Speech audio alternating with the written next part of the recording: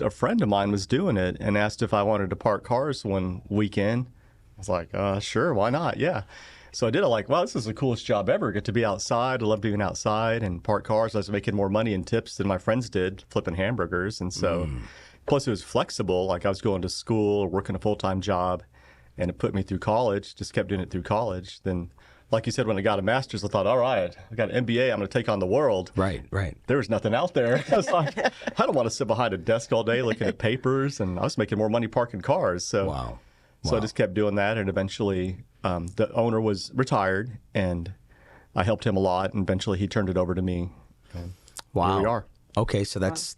Melanie, what did you think about that? You guys were young married, newly married, right? I never dreamed that valet would be our income source. She was done with college, Yes. gainfully employed. I was still in college, flopping around. And I told him, we're going to get this done. Get the college part done. And, but I didn't think that would be a sustainable income, for our family. But he grew it and developed it into one. And it was never my favorite because it took weekends and nights and holidays and a lot of sacrifice there. But a lot of sacrifice. I mean, that's true. I think that's something that people in the community, they see us entrepreneurs and they say, oh wow, they've got nice houses, they've got nice cars, they seem to be doing well. They really don't see the backside of it. And what's that like? What is that? I mean, Megan and I know what it is, but I mean, and you guys know what it is, but not everybody else understands that. What I mean is that we talk about the good, the bad, the ugly, and being entrepreneurs. And I think that there's a place where we can talk about how faith gives us strength to do what we do. There's wisdom in it, what to do, what not to do. How does it affect our marriage?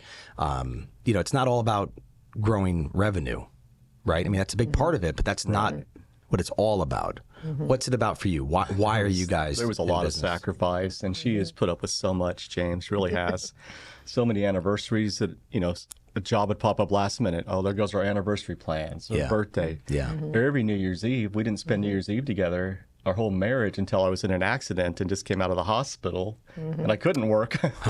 So she's been so patient and so understanding with all of that. Even recruited her to come help me with something she's not comfortable in, on some jobs like, who wants to work on Valentine's Day? That's when you're with your family. It's and true. That's why we had to work, because nobody else wanted to Nobody work. else would. Tell me about that. So that was early So on. you guys as a family, what did you guys do? What do you mean? Well, there was an event. Don't you have people, you just hire people, and the people do all that work for you guys, right? In theory, it's gotten better now that we've been able to build up a team and build momentum and get things going. Yeah. So it's been a lot better recent years. But back then, as we're getting started, is Valentine's. The Lexington here in town, a museum, has an annual Valentine's dance event. It's real neat. Couldn't get anybody to work. No one would work. I was like, what am I going to do? And I don't want to turn down business and disappoint them. And so I got my wife to help. Her parents helped. Wow. You got your parents? You got your parents to help? My parents were out. My She's mother like, this was son-in-law driving a of shuttle ours, van. what is he doing? But they were supportive, all along too. Their mom was driving a shuttle truck, driving me back and forth to a parking lot, and she would drive fast. I was hanging off for dear life. She was trying to get rid of me at the moment. I love that. This son-in-law of mine. I'll show this guy. Can't he just get a regular job? Can't he get a job? Yeah. I love that. That's good because she came from, her dad was a banker hours. Her mom was a nurse, just very secure, good income. Yes. Do you want to talk about that? Like, what were you thinking when you married me? Well, seriously, because it's different. I mean, Megan has a similar background, right? Yeah, my mom was a stay-at-home mom, and my dad is a civil engineer. Yeah, you could see, though, the work ethic that he had. And so I knew whatever he did, he was going to put 100% in it, and he was going to really go all in. So I was not concerned about any of that. Just wasn't used to that kind of lifestyle. It's different. My parents did the 9 to 5, so it was different. Yeah, go to college. Yeah. Get a good degree, get a good job, and camp.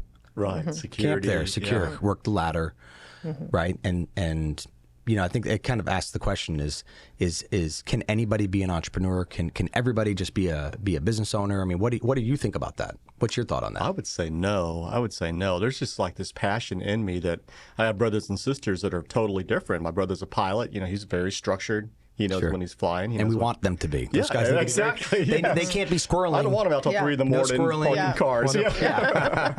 Yeah. Yeah, and that's great, and we get along great. But I think we're just wired differently. So I would say, and you probably don't have. Okay, like I would build 3 more businesses today, and if I was gone, you would sell all the businesses. So That's